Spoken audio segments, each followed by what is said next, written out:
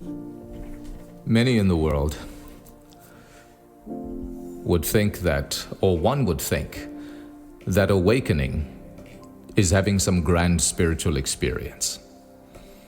That it is seeing God in a light, in a religious sense, or being visited by some spiritual being, or having some grand dream, or having some grand encounter.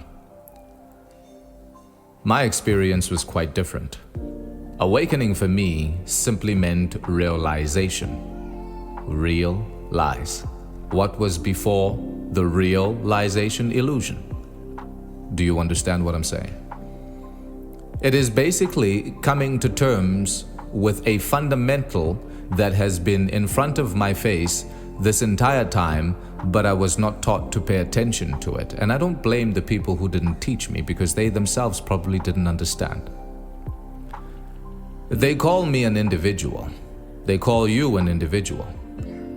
The indivisible two, because dual is two. So you mean to tell me that there are two sides to me? Like two sides to a coin, a heads to my tails, matter and non-matter. When I say my thoughts, my emotions, my beliefs, my perceptions, my body, etc., I am declaring, even though I did so unconsciously for many years, I have been declaring that there are two parts to me, the indivisible two. It becomes clear that I am non-matter, married to matter. And this union constitutes the physical experience that I am having right now. Because when the animating principle divorces the body, you call that death. The body becomes nothing more than a banquet for the worms of the flesh. And for some reason, you say you miss me. It's not my body you miss. It's the animating principle, the consciousness that you miss. Do you understand what I'm trying to say? You begin to realize that your true identity, the core of your essence, the animating principle, there is the animating principle, that which is communicating this message to you right now. And then there is the animated principle, this body, this tool, this vessel that I'm using to communicate this message to you right now. That part of me is certainly beyond time, it is timeless. So it's true when I say that I am timeless, it's not a lie. I am boundless for what can hold me. There is no relationship that can hold me indefinitely. There is no prison that can hold me indefinitely. There is no body that can hold me indefinitely. There is no debt that can hold me indefinitely. No legislation that can hold me indefinitely. No system, no matrix that can hold me indefinitely. Which means I am beyond these things.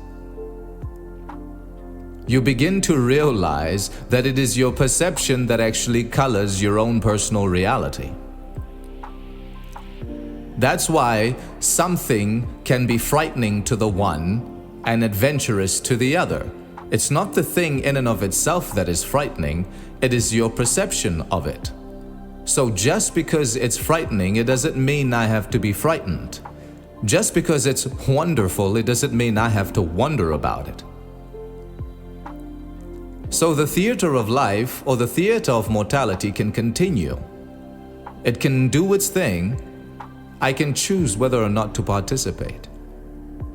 And my secret weapon is my attention, because wherever my attention goes, my energy flows, and I literally give it life. So that makes me creator. That makes me generator, organizer, and dispenser of my own personal reality, and these three acronomically form God. Whoa, wait a minute now. Your Bible didn't make a mistake when it said that you are created in the image and likeness of God. I am consciousness, so are you. If you are consciousness, where do you come from? You come from consciousness. Much like the wave comes from the ocean, it is the ocean. It is just the ocean dancing. It is the same thing that's going on here. Can you measure consciousness? If the answer is no, then I am immeasurable. That's the truth about you, too.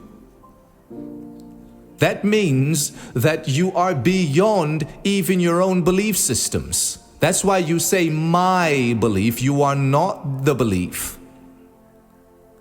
That's just how you have chosen, or you have been made to channel your energy. Oh, my beloved brothers and sisters, this gospel is so simple that even a child could understand it.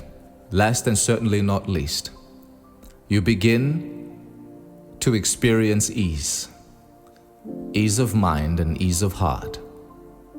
The more true you are to yourself, because you are energy, you are the principle of light, sound, warmth, and vibration, which are the four cardinal principles of energy. Energy cannot be created and energy cannot be destroyed. Even in physics, energy seeks the path of least resistance.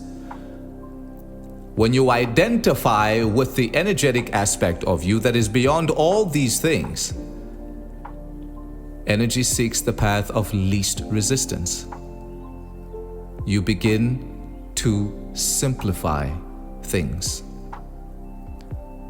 You see, to complicate things, it is to move in opposite to intelligence, because energy is consciousness, which is intelligence, and it always seeks the easiest path, or the path of least resistance. So to complicate things is to be anti-intelligent. Not to even be less intelligent, but to be anti-intelligent. So what you do is, or what you naturally begin to do, is you begin to pay attention to the small and simple things. Because it is in the small and simple things that great things come to pass. Be blessed.